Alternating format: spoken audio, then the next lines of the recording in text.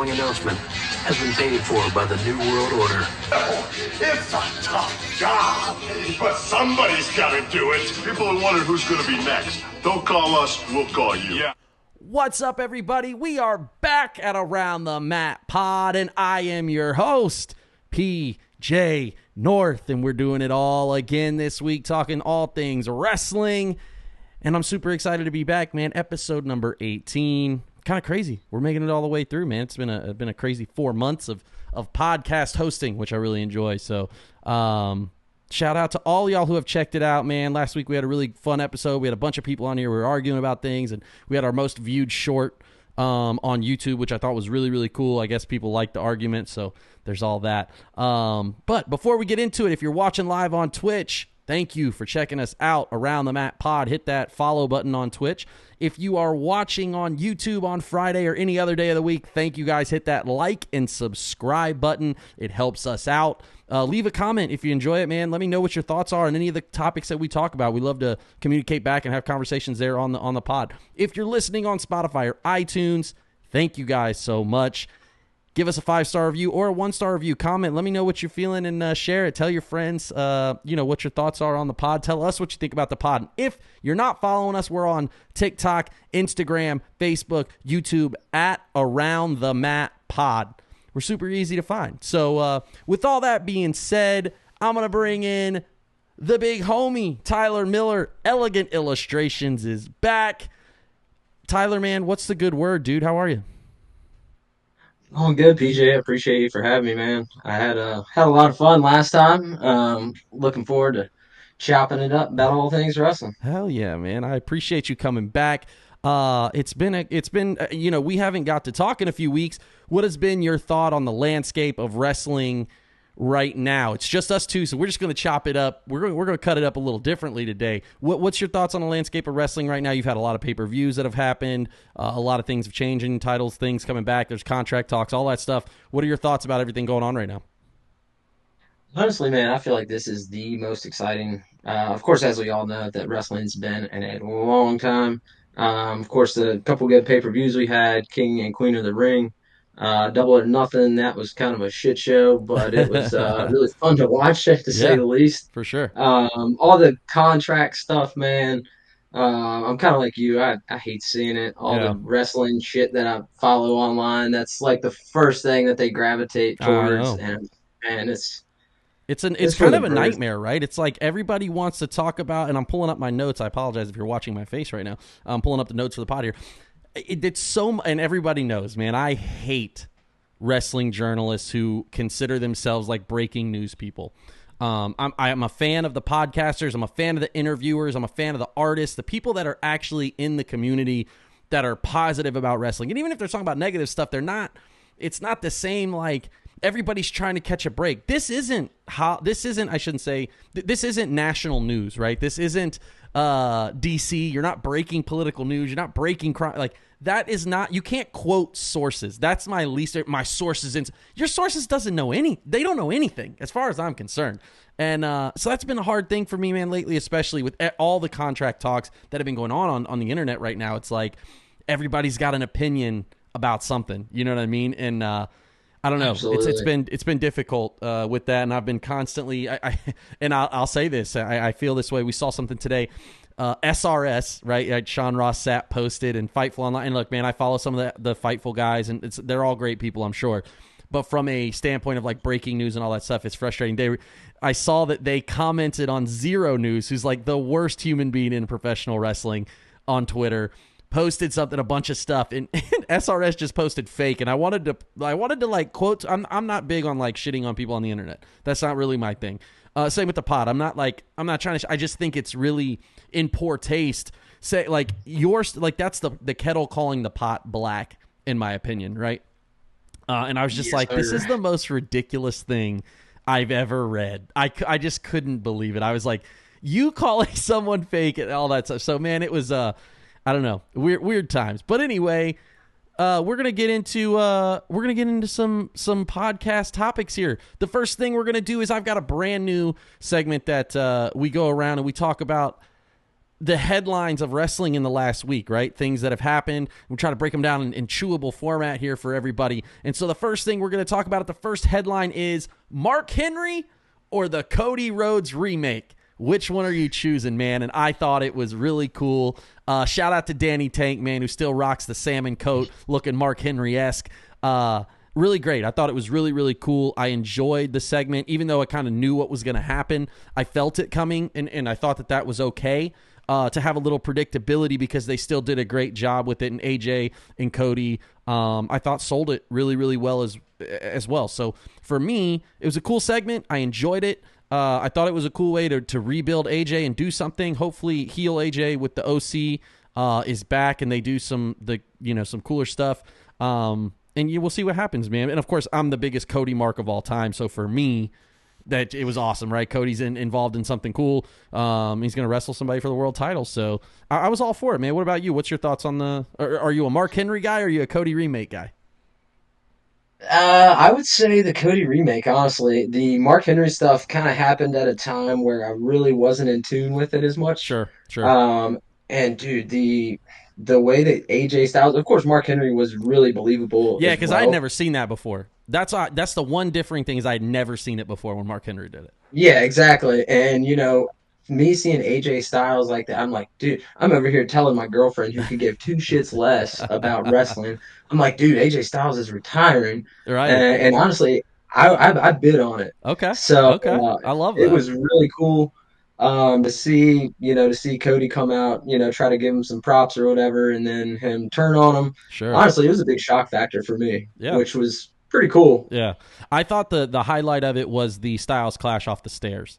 I thought that was really that's a stiff bump, dude. I don't belly flop in the water, let alone on some concrete. I thought that was crazy. Yeah, dude. Some of the moves, just growing up watching wrestling, some of the moves that these guys are doing nowadays, it's kind of scary. I know it's you got to really know how to take. There's a guy who mentioned, and we'll skip to the next one, but there's a guy who talked about the pedigree. I don't know if you've seen the there's the most famous Madison Square Garden pedigree where Triple H, the guy jumps up like he thinks it's a pile driver. Yeah, I thought it was really, really crazy. He takes this anyways. He thinks it's a pile driver, and it's actually. But so he jumps up, and they're still trying to do the pedigree, and it's like the most famous thing. And he's on a podcast, and he says he's like, honestly, man, I didn't want to tell him I didn't know how to take the move, so I wasn't 100% sure what happened. So it was like, I don't know, insane. But yeah, so that was pretty crazy there on the on the Cody versus Mark Henry piece. I really enjoyed that thoroughly. All right. Next, new camera angles and new production in WWE. I thought it was really, really cool what they're doing. There's a lot of cool stuff that's happening. That's like they're doing the single camera view walking through the back. They're showing Gorilla now. They're doing the backstage or the it through the fans thing, and they're showing it a little differently. I really think that the new production, who's ever leading production, is doing a really great job. One caveat. I thought that the single camera thing that they do with Jey Uso is too long because it feels like it's just like someone following him, and like you want to make it feel like it's timed perfectly, to me at least. Other fans may think, oh man, this is like so raw and like that kind of part of it. But like for me, he walks and talks way too long. Like the music should start. Like, you know what I mean? Like I like the single point camera view, but for me, a lot of cool stuff. I'm really excited. The one thing I noticed that was really different, if Fred were here, this is a shout out to Fred because he notices these things, is they showed the single camera below the bottom rope and the middle rope. And they showed that angle like for like a good 3 minutes of a match, which I thought was really, really cool because it's almost like them testing it out. Like, hey, do we like this? Do people like this? It's a different angle, right? It's a lower form instead of getting the straight hard cam, instead of getting the overview. So for me, I think it's a lot of cool stuff going on, and I really, really enjoy the new production stuff. What about you? Honestly, man, I think it's awesome too.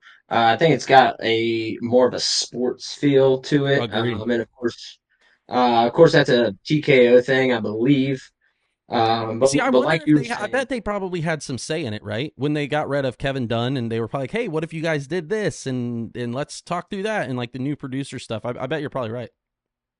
Yeah, definitely. I think that, and even Triple H has said it in a couple of the media scrums or Yeah, whatever they call them now. Said that they're gonna, be trying new things to see, what people like, what people don't like. I really think that they're actually paying attention to people a lot more. Social media, they're probably sure. really, really fine tuning that in to see Yeah, and I think what that's a works, what doesn't positive. work. Yeah, I think that's a positive thing too. I think Yeah. there's a little. It's got to be a give and take. I think it's funny that you say that because I saw a tweet about how AEW is very reactive, and it's like you still got to stay the course a little bit and trust what you have developed, but also like understanding, like you said, like Triple H is like, hey, we're keeping a pulse on it to understand. We don't want to beat a dead horse, and we don't want to overdo things that people just don't like. So we have to be cognizant of what's happening, right?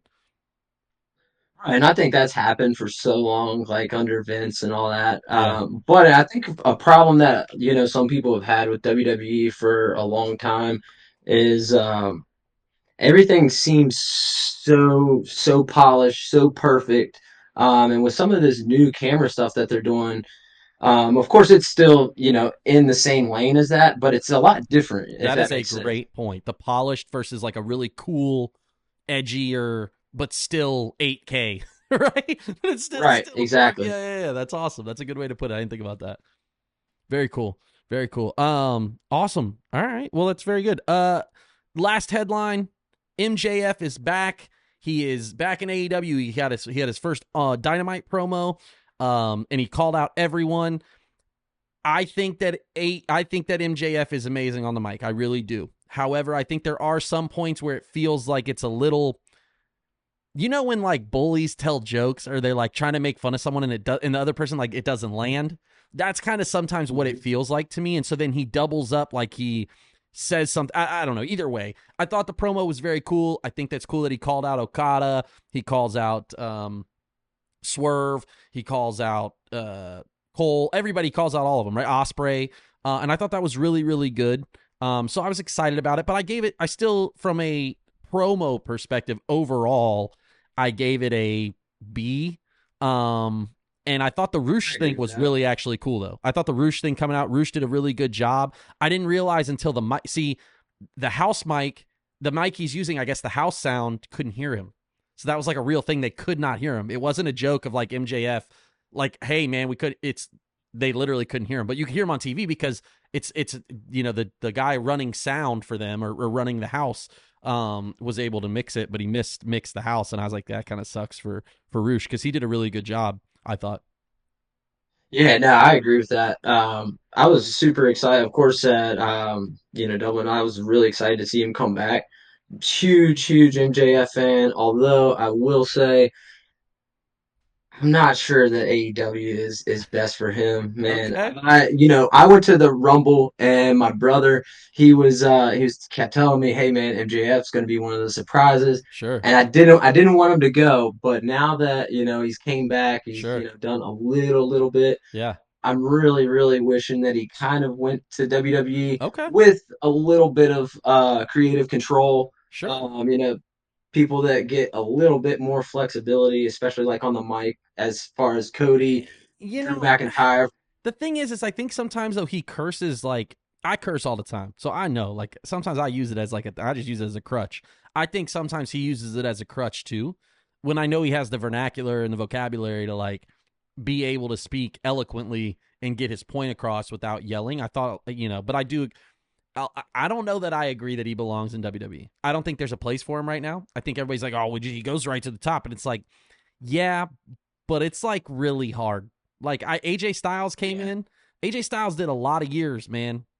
He did 18 years on the Indies, making himself a undeniable talent somewhere else to be able to do this, right? MJF is very, very good. He is. He's got a body. He's got the body now. He looks the part. He does the part. All that stuff. I think he's amazing. I just don't know that he fits in WWE right now. At this point, like I don't know. A lot of people agree with you though, man. They wish he would have went to WWE. And I mean, me as an AEW fan, I think I was telling my brother, I was like, man, if he does leave AEW, that's a huge, huge, Honestly, huge that's thing for probably the him. death blow. And the reason I say that is because not that he's the star player. They've done fine without him. That's not the point. It's that Right.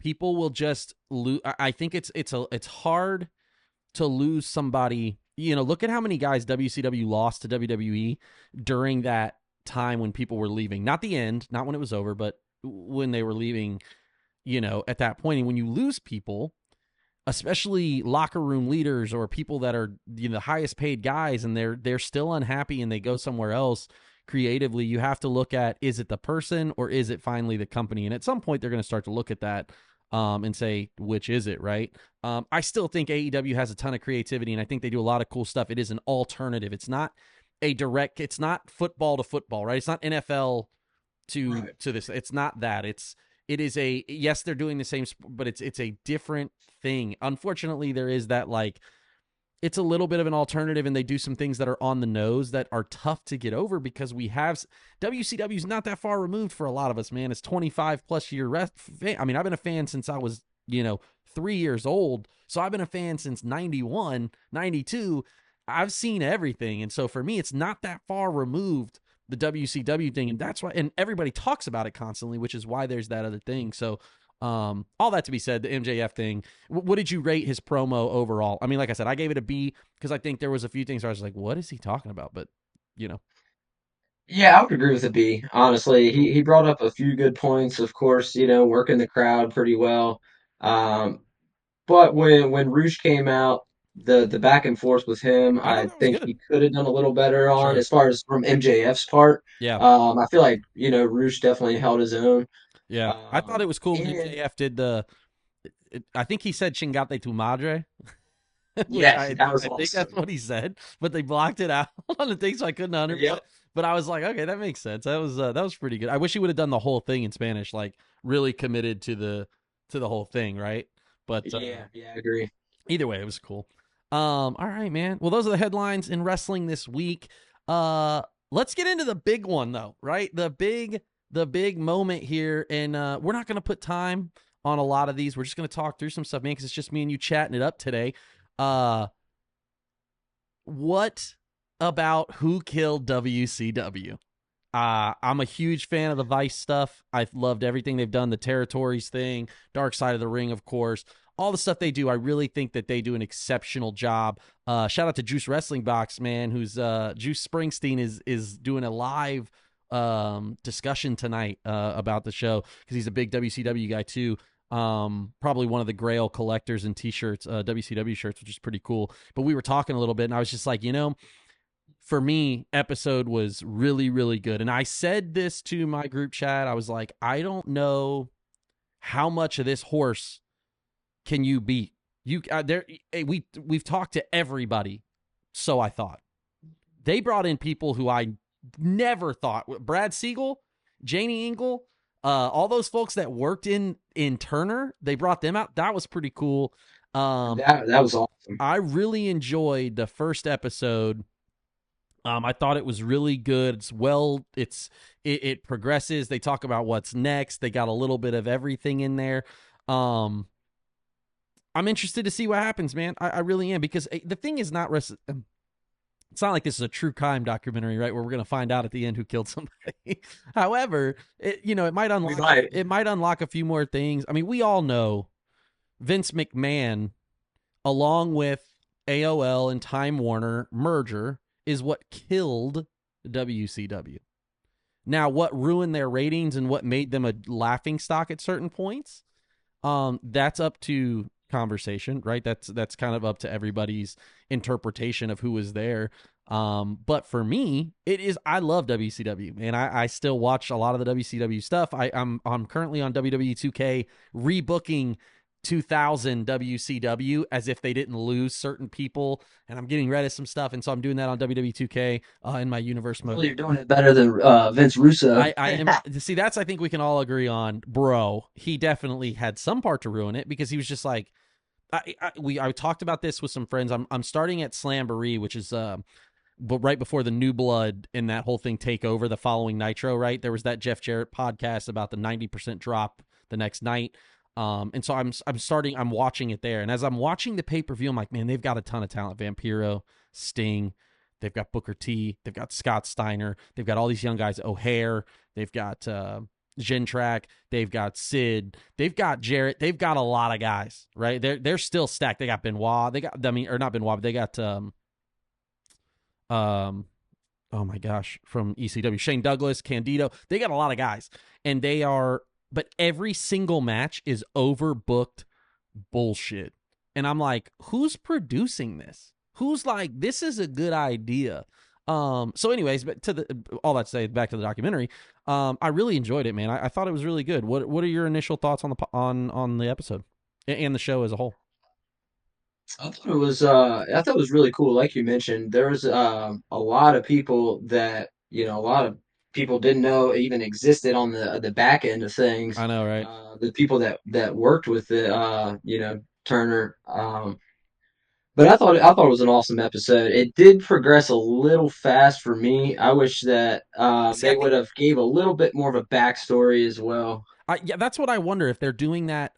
If they're gonna basically what they're gonna do is each episode's gonna be that same length of a story of a timeline, and they're gonna give you that beginning piece. They're gonna give you more of the backstory of the next episode and the next episode, and so you're gonna at the end of it when you've watched all 8 or 6 episodes or whatever it is, that the beginnings will all come together and you'll have that full picture, and that's how they broke it out. Because I thought the same thing. I was like, damn, this moved all the way fast, like past NWO, Bret Hart shit. Like we're all the way to Starrcade '97. Holy shit!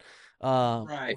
And You at know what that I mean? point, I mean, when you think of WCW, I mean, especially from where they started, like the first episode of Nitro, of course they touched on a little bit before NWA, WCW, and that Yeah. kind of thing. But when you think about it, it's really not that long of a time frame. It's if you You know what really I look mean? at WCW, what is it? Their actual WCW name is what, 91 to 01 or 89 to 01 or something, So like or is it? like 10 years or so, roughly. Yeah, they may actually consider it less than it may only be. They may only consider it 92 to 91, whatever Turner's deal is. Right, because I think, of course, the Jim Crockett had Right, NWA, WCW, I think right, in 89, yeah, 88, 89, maybe in the right, 90.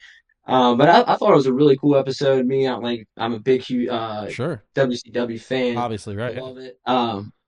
But like you said, I'm also watching some things back as well now. And just some of the finishes to some of these matches, all Just the dog matches that shit. seemed like they were important. You know, it's You know what I crazy to mean? think that the Sting thing, and you don't. I never thought about the Sting Hogan thing being such a botched finish until until you watch a lot of these things back. As a kid, I didn't think about that finish. It was awesome, Yeah. right? Because I wasn't an internet blog. I wasn't following these idiots talking about it in the chat rooms and all that stuff. Man, I just loved wrestling, and I didn't care. I was also like 9, so I didn't care. I was like, this is awesome. Sting won. Like, this is an 18-month story. You've been watching Sting, and to look at it now, you're like, damn, that might have played into it. You guys botched an 18-month run Terrible. because Hogan didn't work for me, brother. Like, I don't know, man. So I thought that was really interesting. I love the people that they have on the episodes, like giving their feedback to, especially because it's a blame game, right? And that's the big thing about a lot of anything when things happen like this. It's who's to blame. People like to talk about it because they can, they can twist the story however. And I do think Bischoff doesn't take any responsibility. I've thought that forever. He doesn't take responsibility for being a Hogan mark and giving him everything. Which, don't get me wrong, he's Hulk Hogan. I get that. I'm not debating it, but Right. I'm like, I don't know, man. Either way, I thought the episode was really, really cool. I'm excited to see what they do next. It's Honestly, I think that's a big reason why, you start giving people creative control. I mean, at that point, everybody Well, it's knows like they're look, looking out for look at themselves. LeBron. Look, look at LeBron James. We're just like, we're gonna hire. Exactly. We talked about this in the chat. He's had 2 coaches that have lasted longer than 2 years. What do you think that means? It's I'm not saying he's not amazing. He is the top 3 player of all time. But like, when you're going to let him coach, he can't coach the other 10 guys. That's not his job. His job is to play within the system of the coach they have. And no one, you Exactly. can't win, in my opinion, as a fan. I don't see how that works if your top guy has created. You know what I'd have done? I wouldn't have booked him anymore. I'd been like, we can't. You're booking us into a corner every time, and it's not beneficial for the company. And I get why, because if you're Hogan, you're like, hey man, I'm Hulk Hogan. Doesn't work for me, brother. But at the same time, like, that is a specific type of person who doesn't see the bigger picture of anything. That's the same type of person who, when something happens, they blame everybody else. They don't take accountability. So I could see that happening. That would be really tough to manage as Eric Bischoff, and I get it. He blocked himself in a corner too because he like put himself there, signing that contract. Yeah. So is what it is. And as cool as the NWO was, I mean, I think it just caught fire so fast that that's exactly what they did is They they made put that. themselves in a corner. Yeah, they made that point too last night, right? They were like, it was so hot so fast. What do you do, right? Yeah, exactly. And that's funny that you mentioned LeBron, kind of comparing him to Hogan, because when you look at the teams that, he's been on, he's bringing guys in, he's doing whatever he wants to do, kind of similar to, how Hogan was in WCW. Yeah, I mean, I think it's just I'm not, like I said, I'm not saying he's not the best. Like LeBron is a top 3 guy, right? It's Jordan, Kobe, LeBron. You can order them however you wish. But there are guys who win, Kobe and Michael, and guys who are the best but don't win, LeBron. When it comes to championships, and I know it's hard, but I'm not knocking it. It is what it is. I'm a LeBron hater for no reason, just because Oklahoma City couldn't beat Miami. So I get it. But point being, all that to say, like I said, I'm excited about the documentary. I'm hoping to see where. I thought it was just gonna be one long documentary. I'm cool. It's cooler that they broke it up into episodes. I think it's gonna. Do you know how many episodes it's going to be? I can't remember off the top of my head. I want to say 6, but it might only be 3. I don't know. We'll have to see. Which, and if they moved that fast within the first episode, there's I feel like a lot of details that are about to come out Right. if it's within 6 episodes. So Right. that's awesome. Yeah. So hopefully that goes well. All right, man. Oh, that's the wrong one. Sorry about that. Up next is one of my favorite topics. It's the randomizer. I'm gonna put a time on this one, and this is where I pick a random topic out of the bag, and we just talk about some things. So I really wanted to focus. I know you're a WCW guy. I am also a WCW fan. I'm a historian of that. So I thought I would say we would do this week your favorite WCW mid-carder or guy who never won the world title. So it's a WCW wrestler. Of course, they could have wrestled in WWE at some point or whatever, but who you most correlate with those WCW years who never won the world title. And I'm going to kick it off with you. Mid Carter. I guess he's not necessarily a mid Carter. Just anybody who never won the world title. Well, Ray he won the world title, so he doesn't count. So just think of anybody who didn't win the world title. Man, that is tough. God, Scott Hall, dude. Heck yeah. I mean, yep. There's not a whole lot to even say about that. That speaks for itself. But I mean, Scott Hall, especially in the early to late '90s, I mean, he's the epitome of cool. You know what I mean? If there's a picture beside cool in the dictionary, that's Scott Hall, Razor Ramon. Yep, for sure. And why he never won a world title, I'm not sure if it's because we talked about this a few weeks ago. Yeah, I did when I did the one-on-one with Freddie. I did biggest what if wrestlers during the randomizer. Biggest what if wrestlers, meaning what if they never passed away? What if they never did this? What if they wouldn't have got booked this way? Whatever. Your biggest what if wrestler. And I said Scott Hall because he never won a world title. And I think that people who say, oh, they didn't need to win the world title or whatever, it doesn't matter. You don't get into wrestling to win the TV title. You get into wrestling to win a world title because you love that part of it. And I said Scott Hall too is one of those guys. He's my biggest what if wrestler because he just never could get it together after the WWE. On that episode, when I was watching it, and this is going to be a very interesting point. When I saw the biggest what if, I was thinking in my mind who that would be for me. And I personally think it is Sting. Okay. And the reason why, I know it's completely off topic, but what if he doesn't wait 20 years almost to go to WWE? Sure. Of course, he did some cool stuff with TNA, and the stuff he did with AEW in the past few years has been awesome.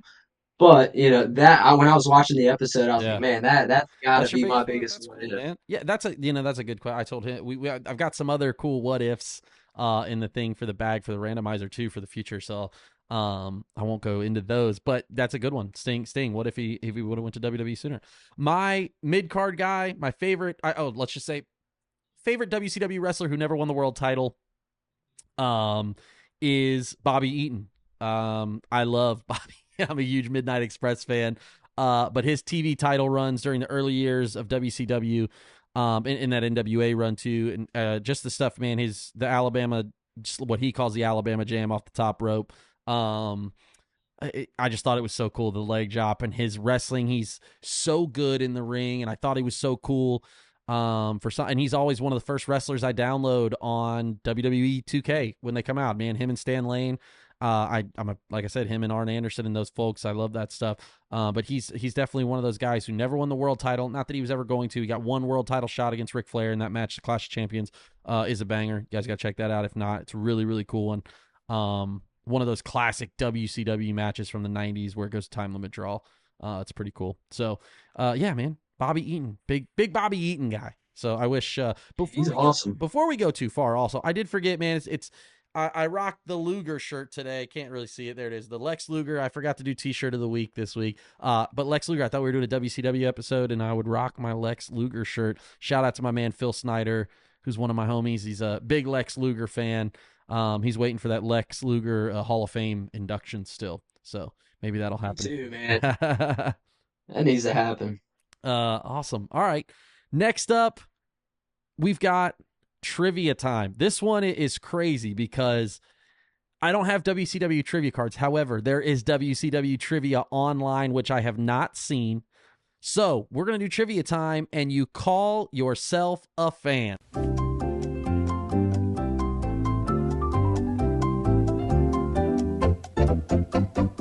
And we are back. All right, I have not seen these questions yet.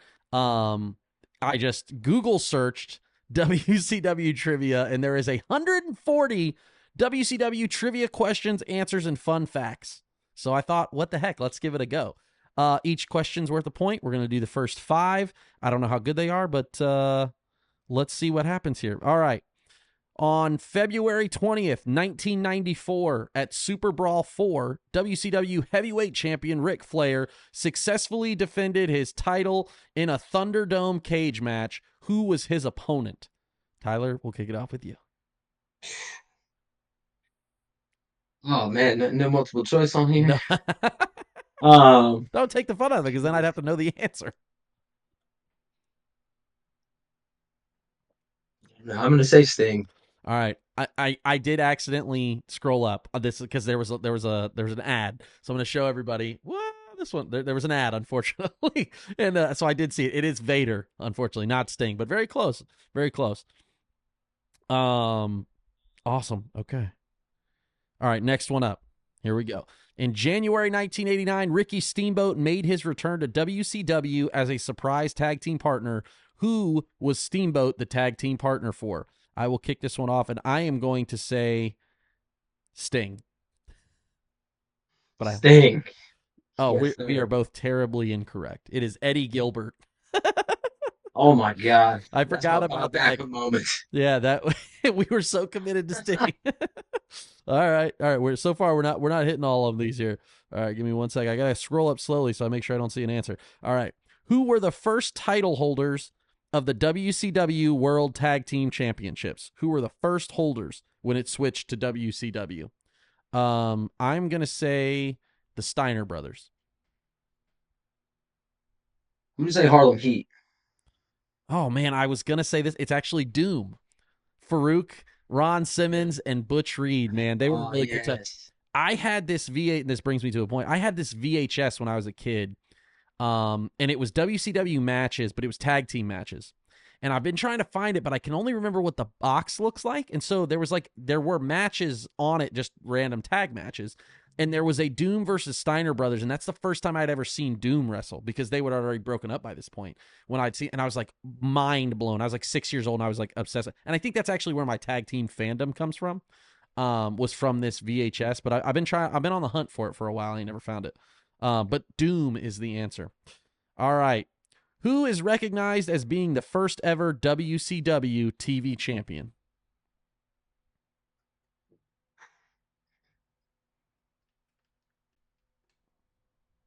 I'm going to say Johnny B. Bad. All right. I'm going to say Arn Anderson. Arn is okay, Arn. So when he came back, he was in 91, he was named the first ever WCW champion. It gives you a little Gives you a little background information into each one too, which is kind of fun. All right, let me scroll up here. All right. This is our last question. Who was the first ever WCW US champion?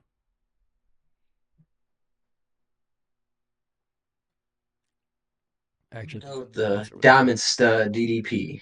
you're going with DDP. Okay. I'm going to go with Lex Luger. Oh, baby. Hit him too, baby. Got him. Lex Luger. Shout out to Luger. He was the NWA champion, and when WCW broke away from NWA it was January 1st, 1991 earlier, by the way. We were talking about 1991. It is 1991. He was then named WCW US champion. Very cool. So there's some cool questions, man. Check it out on funtrivia.com. You can search WCW trivia. It's kind of a cool thing, man. It's a pretty cool segment. All right. We made it through trivia. That was a good one, though. Here is where it gets difficult. This is where I really like to challenge my guests on the show. We go through, and you get to have an opinion that I get to judge. And it is called One Has to Go, where I choose 4 of the best scenarios, best wrestlers, best titles, the best of the best, and you've got to pick one to cease to exist for the rest of eternity. And this one is a fun one. It is One Has to Go, WCW Cruiserweight Champions. I believe that WCW Nitro was built on the NWO and on cruiserweight wrestling. That's what they specialized in. They had the most action, plus they had the top stars in the main event. I really, truly believe that. And WCW Cruiserweights is one of my favorite things. They had amazing matches. So one has to go, WCW Cruiserweights. In the left, it is Ultimo Dragon. In the top right is your favorite, Rey Mysterio Jr. In the bottom left, it is none other than the Learning Tree Lionheart, Chris Jericho. And bottom right is the Iceman, the man of 1,000 holds, Dean Malenko. One has to go. Tyler, who are you getting rid of? For me, that's kind of easy, man. I'm going to pick Dean Malenko. Wow. Wow. Okay. Reason being is, of course, Ultimo Dragon. Of course, him and Rey Mysterio, I think those are the epitome of what a cruiserweight is. Sure. Both of those guys really captivated me as a youngster. Also a big fan of Juventud Guerreros as well. Yeah, he was awesome too. Yeah, I thought the same thing. He was awesome. I almost put him on there. And Jericho, of course, he was doing the same type of stuff, a lot of cruiserweight type of stuff, a lot of cruiserweight moves. Sure. But he's also transitioned into, I would say, I guess you could say like a heavyweight type of wrestler, more of a, Sure. Bigger superstar. Sure. And even back then when he was into cruiserweights, as far as like promos, storytelling, I feel like he was the life of it. Yeah. I feel like a lot of the other guys were just, really good matches. Sure. Whereas Jericho, he brought a lot of character to it, a lot of funny stuff. The list of how many a million holds or however many, and that I got a 1,001 holds. 1,001. And he named Headlock like 4 times. Yeah, it's awesome. And I mean, don't get me wrong, Dean Malenko, he's a solid Sure. wrestler. Sure. But at the same time, I feel like that's kind of all he is. The dude kind of had the personality of a rock, to be honest. He's the opinion. Iceman for a reason. Yeah, exactly. Okay. But I'm gonna go with Dean Malenko. All right. It's funny that you made a good point there, the Dean Malenko thing, and I'll give mine. But Dean Malenko really as a cruiserweight, I'm gonna get rid of Jericho, and I'll tell you why. Because Jericho was so good at every other title reign, he didn't actually need a cruiserweight title reign. He could have done whatever he needed to do, and all the other belts, it doesn't matter. So his cruiserweight run, eliminate it. I love Ultimo Dragon's 7 titles. Him and Sonny Ono, that's my favorite thing of all time. They don't put it in video games, and I wish they would. You should be able to carry out as many titles as possible. It should be one entrance, and it should be Ultimo Dragons where he's wearing all the titles. I thought that was so cool.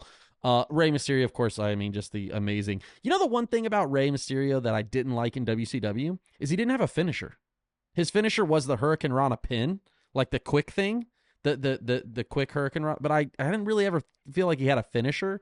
So, but I did keep him because he's obviously the quintessential cruiserweight, and I love Dean Malenko. I'm a big wrestling fan, obviously, as everybody knows. So I love the shooter Dean Malenko. I loved him, and as I go back and watch his ECW stuff, I really think it's really cool. But also his thing with Jericho, which is unfortunate because I got rid of Jericho, so he wouldn't have this. But his thing with Jericho where they were going back and forth, and then he shows up as Cyclope in the the cruiserweight battle royal, and then unmasks as Dean Malenko, I thought was amazing. I was like, damn, this is the coolest story that they've done. That was such a cool thing because he went the whole match wrestling like Cyclope. I think it's Cyclope. Maybe it was Cybernetico, one of the two. Anyways, it's just such a cool thing, and I really thought that was fun. And so I love Dean Malenko, the Tyler Driver, his thing, the Cloverleaf, all that stuff. Cloverleaf's one of my favorite finishers. So I kept those three. Jericho, like I said, his career's obviously spans every other title reign, which is really unbelievable. The fact that he went from cruiserweight to TV title to U.S. heavyweight title to world heavyweight title to tag team titles to intercontinental championships back to world. He has done everything there is to do in wrestling. That's kind of why I wish he'd leave now, but beggars can't be choosers. That was something that I was going to mention, to see him actually start from cruiserweight and go all the way up the ranks. Yeah. I mean, it's really cool. Could maybe count on one hand how many people have done that over the years. It's really, really impressive, honestly. It is really cool. All right, that's a good one, man. One has to go. I love that one. That's one of my favorites. All right, up next, we've done one has to go. We get to do the best of the best. Now you've got to pick the best of the worst, and these are the absolute dog shit of WCW champions. All types of belts. And it starts with Brian Knobbs in the top left as a hardcore champion. Brian Knobbs is a single wrestler champion. Top right is, of course, Vince Russo as world champ in the top right. Bottom left is David Flair as the U.S. heavyweight champ. And bottom right is David Arquette winning the world title. It is the best of the worst WCW champions. I'll kick this one off. And of course, I would say Vince Russo. It is so bad. Arquette was bad, but I got it. Ready to Rumble was a thing. It makes the most sense ever. Like it makes I get it, right? It's not like, they were the first ones to really do that thing where they got them actually, how WWE got celebrities involved, but celebrities weren't wrestling other than Mr. T. They were, I guess, the first to do it technically, but you know what I'm saying? Like WWE specializes in it now, right? They brought in the guy from Arrow. They brought in Bad Bunny. They brought in Logan Paul. They know how to do the celebrity thing, but having a celebrity win your world title, that's pretty impressive to be able to do that. It was crazy, but I got it. I get it, right? It didn't bother me really, in all honesty. David Flair, I don't know if you've seen the clip going around on Twitter the past couple of days of him wrestling El Dandy. It is quite literally the worst thing of all time. And you're just like, God dang it. And then as Ric Flair as your dad, how does that happen? Look, dude, look, and I'll bring up Michael Jordan. If you've ever imagine trying to live in the shadow. And we talked about this with Charlotte. Of course, Charlotte's she's the third kid. So you've got David, who's the first kid. And you've got Charlotte, who's I think there's kids involved. But imagine being Michael Jordan's kid and trying to live up to that. Jeffrey Jordan had to do it. He tried, and he struggled, right? He played D1 basketball, and of course played D1. Like Bronny James. Like, of course, it's impossible to live up to your shadow of someone who is that guy, right? So that's the thing with Charlotte. She had the luxury of having a buffer, right? Because David ruined it first, and her brother Reed was trying. Like, she had that buffer of like, okay, maybe it's not as pressure, or maybe she just took to it a little bit better. I don't know, but yeah, David Flair as champ was quite terrible. Brian Knobbs is quite literally the worst singles wrestler of all time, and I thought that was funny to have him in there. I tried to find some other funny ones, but yeah, that was him as hardcore champ. I didn't get it, but Russo is hands down the worst booking title decision of all time in WCW. What about you, man? Which one you picking? You got to. I agree. Oh, you know what? I did this backwards because I got to get rid of one. So I'm actually the one I'm going to keep is Arquette. I'm going to keep Arquette. I should have said that. I'm going to keep Arquette. I'm getting rid of the other three. I would have kept Arquette if I had to keep any of them. And honestly, I feel the same way, man. As far as David Arquette, the whole thing of having a celebrity win the world champion is completely asinine. But like you mentioned, there's a reason that they did it. The Ready to Rumble movie. Yeah. Have you seen Ready to Rumble? That came out. Obviously. I have. It's great. I saw it in theaters. It was awesome. As a kid, pretty sure I saw it in theaters. As a kid, man, I was just like, this is so cool. This is the best. Yeah, absolutely. And when, a kid into wrestling, you go to the movie theaters and it's on the big I screen like know. that. Right. That is freaking awesome. But yeah, I get why they did that. So I would They're definitely, gonna as keep far going. as the worst, yeah, Yeah. Russo is Dog completely shit. horrible. That's the worst thing. That's That's the like, worst thing they ever did was put him on TV. For sure. yeah, honestly, one of the worst things they probably ever did as a company by bringing him through the doors, For sure. honestly. For sure. But as far as like putting a world champion on somebody that's, behind the scenes, creative type of deal, I mean, that'd be like putting the belt on Tony Khan. I mean, of course he's the I owner, know. it's a little different, but Dude, still, it's just like putting the belt on and Vince. I don't think they ever should have done that. yeah, it was terrible. Of course, there was much different circumstances with Vince, a lot more of a better run Yeah, as but look at far the as where him they were being at in time. ECW champ and doing the stuff he did. Like I was just Oh, like, that was this is hot stupid. garbage. I mean, I get the other Yeah. point, but I'm like, I still like that takes away from it. At least the celebrity part of it, the guy was trying to make an attempt at it. You know what I mean? He was really doing it. Which I will tell you a fun fact about David Arquette. He is a trained Bob Ross paint instructor. He offers Really? the services, yes, to he'll do like a you can get together and he'll show you how to paint like Bob Ross. He is a trained instructor in Bob Ross painting. It's Wild, and very I know interesting. that because a guy that I do music, a guy that I write with and do some music stuff with, was like, "You'll never guess what I won. It's a Bob Ross. We were at this fundraiser or whatever, and we bid on this Bob Ross painting thing with David Arquette, and I was like, David Arquette from wrestling. He's like, well, I know David Arquette from other things. I was like, no, it's David Arquette from wrestling.